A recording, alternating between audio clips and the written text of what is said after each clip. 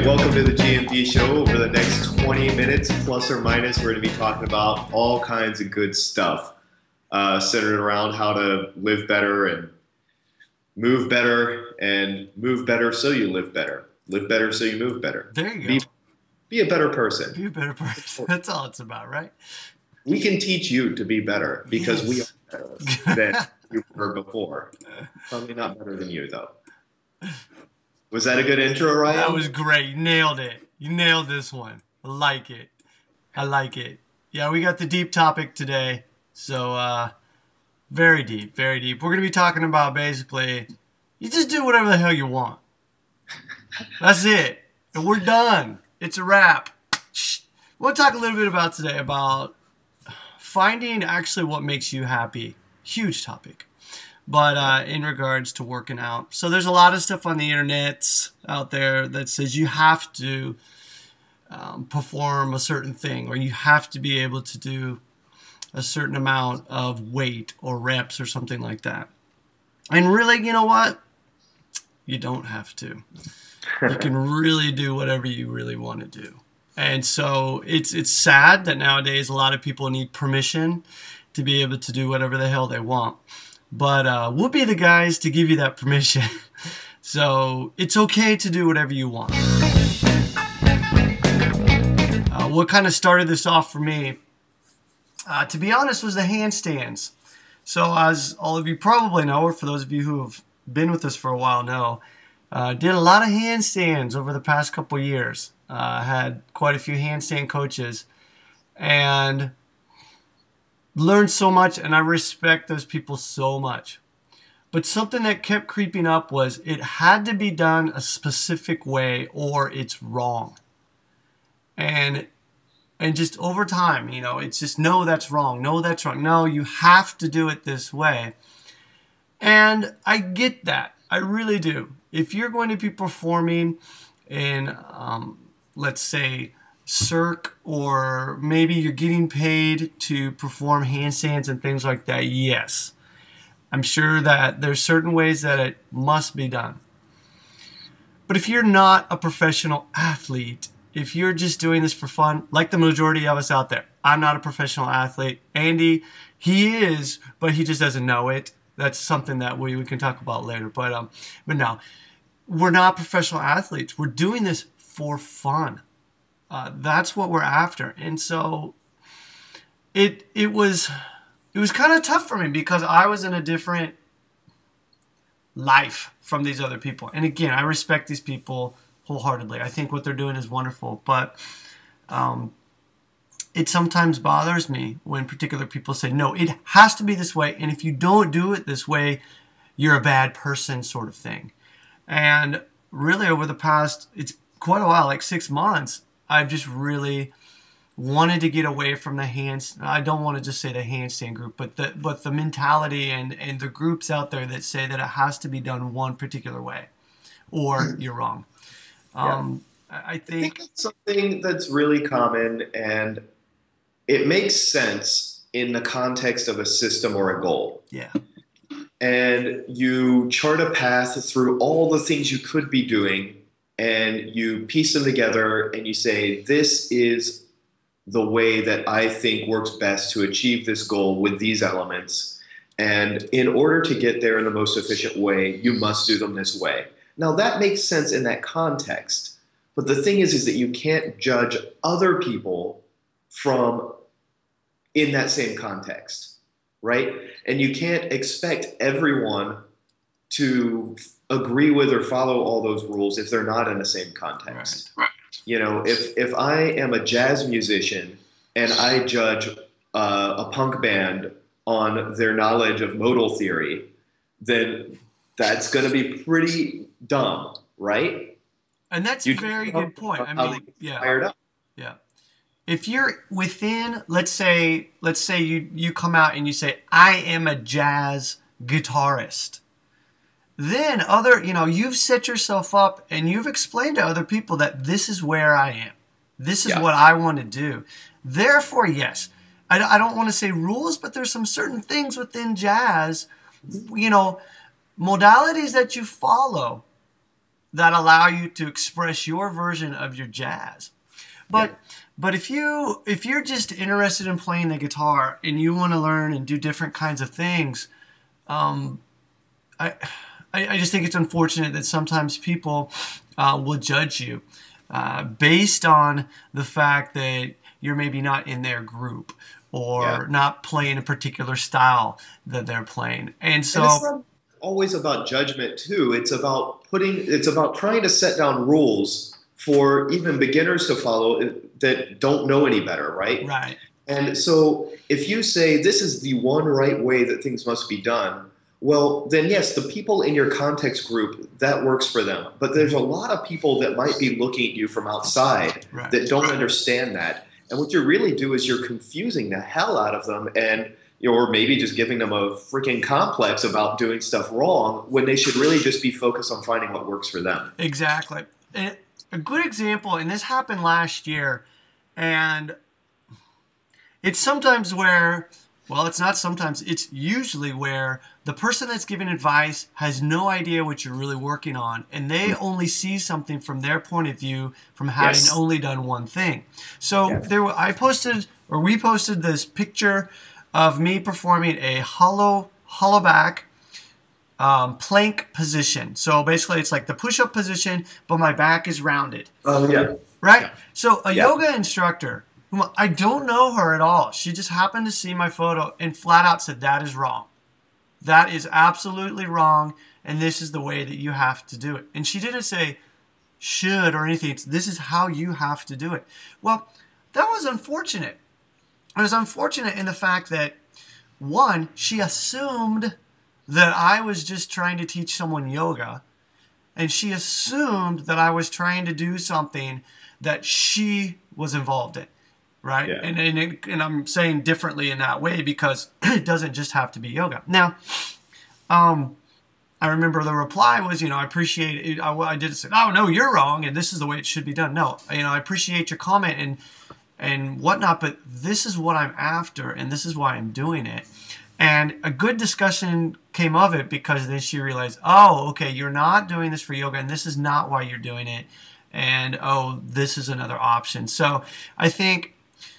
Yeah, I remember that. And she understood what was going on after that. Right. But yeah, But in the beginning, first time assuming. it came out of nowhere, right? And so, I do think getting back to the handstand thing, I think it's very important. Line work, I think is absolutely so important. Pointing your toes, and there's reasons for that. There's reasons for that. But I think that if a person, let's say, is doing something, and whatever it is, let's say you see a person and there's a picture, and boom, it looks like they're doing a one-arm handstand, and they post that picture, and they just say maybe like playing with movement, and someone assumes that's a one-arm handstand when in actuality they were doing a cartwheel, then, it'd be kind of strange to say, oh, no, in order to do a one-arm handstand thing. So the assumptions, I think, can not only get, I don't want to say get you in trouble, but can lead to some unpleasant correspondence between people. And so getting back to the original topic is, so, no matter what you do, it can just be just anything. People are going to have an opinion. That's fine. And you know what? Don't worry about what the hell they say, unless that person matters to you. That's fine. But if really, someone comments on something and it's like, oh my God, you look like Nicolas Cage and your eyebrows are so thick and what the hell are you doing? Whatever, okay? It doesn't really matter. And so do what you want to do. If there are things that you want to do, skills, I'm talking about skills here. Let's say you want to be able to do the front lever, or maybe the back lever. Figure out what is going to work for you. There's so many different ways to get skills. There's no single way to do anything in life. Now, there are ways that are going to be more beneficial than the other, but it doesn't necessarily mean that it's going to be the best way for you, because we're all a little bit different.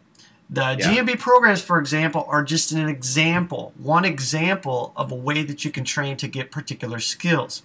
What you need to do is figure out if that works for you, And first of all, put some time into training it to see if it does work for you. And if it doesn't, figure out what will work for you. So maybe some thoughts on how this applies to people who are not teaching or not coaches. Obviously, we're not talking to people really who are coaches here. We're talking to people who are, wanting to learn how to do things with their bodies, basically. And so what does this mean? I mean, so we're not just saying, do whatever the hell you want. Who cares? That's not it at all. It doesn't matter. You can practice buttering your toast with your toes and eventually you'll be able to do levers. No, that's not what we're saying. It's not whatever the hell, make up whatever you think. But when you're out there trying to figure out how to do what you want, when you're trying to figure out what you want, you need to look at, the context it plays in your life. I keep coming back to context because it's really, really important. It reminds me of, martial arts discussions where, oh, that's the wrong way to do a side kick. It's only the wrong way if you're doing taekwondo, which is stupid. Like idiotic conversations because different things have different contexts. And it's really important. You need to know your own context for what you want to get out of the effort that you put in, if it's training or practice for a sport or just to get stronger or to whatever it is, and also understand that when you are out looking for information, that everywhere you find information, all of these experts out there, well, we all have our own contexts. That context might be, circus hand balance performance. It might be gymnastics. It might be capoeira. It might be, it could be anything, right? It really does know, whatever, yeah. It might be exercise. It might be, I don't know. It could be anything. But the point is that we all have a context that we're coming from. And you need to make sure that the context we're in matches the one that is closest to your goals. Because otherwise, that advice is not going to work, right? And then also, as you start down that path, once you find a good contextual fit that, you start getting advice that is geared towards what you need, once you start going down that path, you'll also start finding that acquaintances, maybe from a different context, might say, oh, that's wrong. Well, it might be to them for their needs. And you just, you need to know that maybe they've got a different context. And that, I think, allows you to not have to worry about too much what people say and think or get into arguments or to feel like maybe you're doing the wrong thing. I mean, maybe you are doing the wrong thing. I mean, you should always examine that. Mm-hmm. But as long as you know that you're getting good advice from someone who shares your worldview and your goal for that, then follow it and work with it. And if it's working for you, then no one else gets to tell you it's wrong, ever. And that's the key point. And something, you brought this up, it's a couple years ago. I think it was like 3, even maybe 4 years ago, when someone asked us, what's a good martial art to learn? And I remember your answer was not this martial art or this other martial art. It was find an instructor that you truly believe can help you. And it really doesn't matter what martial art it is then. It's a matter of seeing this instructor or this teacher, or this coach, or whatever the heck you want to call them, and really seeing that person is passionate about what they do, but also cares about you in learning it. And so the same way with like what we're trying to do here, there are going to be people who come to GMB that are not going to be a good fit for us. And we'll let you know. And, we'll even suggest other people to train with. We do it all the time. We do it all the time. The thing is, though, if you really, really want to get a particular skill or something, it's faster to learn from the person who's already traveled further up the mountain than you. Because they have already had those experiences of failing. And hopefully when they failed, they learn from it. And they can help you to see what's going to be good for you. And that's the thing that separates a coach and a very, very, very good coach. And that is, a coach can just tell you what to do. Well, let me rephrase it. Sometimes you just say like a teacher. A person can teach you and show you what to do. But a good coach is going to say, okay, here's some options. Here's what's going to fit for you. And then they help you get there. Instead of saying, no, it has to be done exactly this way every single time, and there's no way, no and ifs or buts about it. So this is something that we talk a lot about in our GMB coaching because we have our online coaching, right? There are also people that we turn away because we say, listen, I don't think we're going to be a good coach for you. And it's not just me coaching people, because now it's the GMB trainers that we have coaching a lot of people.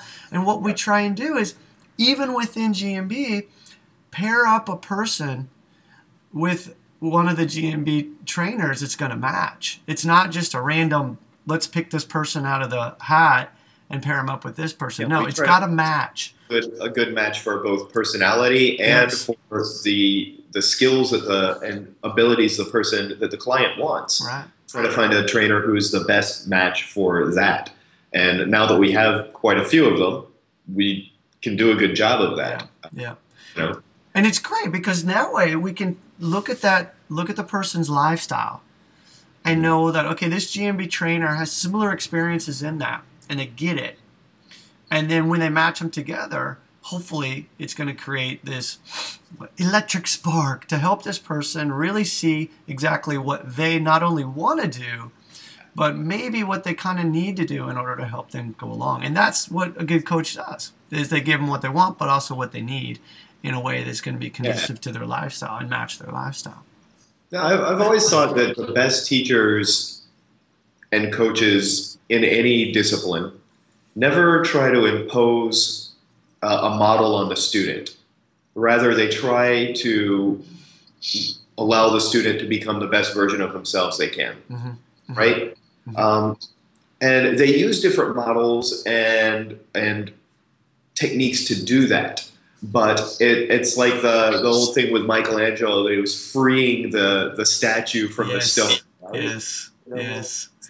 It's not carving in. It's got to look like this. He's releasing what's there. Right. And it's not to be woo-woo or anything, too. But I mean, like we said before, we assume that all of our clients, we assume you, even if you're not a client, you watching this, listening to this right now, you are an adult who is in charge of your own destiny. And we don't have the assumption that you're coming to us, bowing at our feet, asking to be disciples, learning how to be like us. We sincerely hope that's not the case. So you have your own life. You're an adult. You have your own essence and personality now. We're not going to tell you you have to be like this. You must eat this way and you must value these things. That's dumb, because that's us trying to impose our values on you. We just want to show you with your own values, if you are interested in the things we teach, we want to show you how to get better at being able to do the things you want to do for that. That's all. Yeah, that's it. I mean, just figure out really what you want to do, and it's a huge question. Who do you want to be? I mean, well, it's a big responsibility. Yeah, that's the thing. And so, and of course, it changes during your life. So, like right now, obviously, you and I, we're married, we have children, and so that's changed a lot. And not to go too much into it, but the responsibility portion of it, it actually makes it a bit easier when you have kids and you're married, because you know where you stand and what you need to do. Yeah. Whereas before, when you're free, it can be tough, because you're kind of like, whoa, what do I do? Not even that. I mean, even just choosing for yourself is a big responsibility. It's too easy to just be the disciple and to fall at the feet of the guru and say, you tell me what to do. Tell me who to be. That is easy to do, but it's a recipe for a not very fulfilling life. Yeah. And so it's a big responsibility for you to step up to make the decision for yourself of what's important and what you value. And that takes a little bit of introspection, but it's important. It's important for us all to do that. And so that's the attitude that we hope you're coming to GMB with. Or to anyone that coaches. You go to, not just us. So, yeah. Great. Right. So with that said, do whatever the hell you want. Do whatever the hell you want. Bam. Yeah, good rant today. I like that. Yeah, and again, if you do have any questions and you're perplexed on life, feel free to send us an email, and we'll try and help you in the best way we can. Yeah. So, and if you're looking for a coach to help you out with stuff, we've got several good ones who can work with you. So. So that's right. Let us know. All right. All right. Thanks for listening, everybody. We will catch you next time. Have a wonderful, wonderful week, day, month, end of year. Until next time. See ya. For more great info, join us over at gmb.io. And be sure to check us out on iTunes and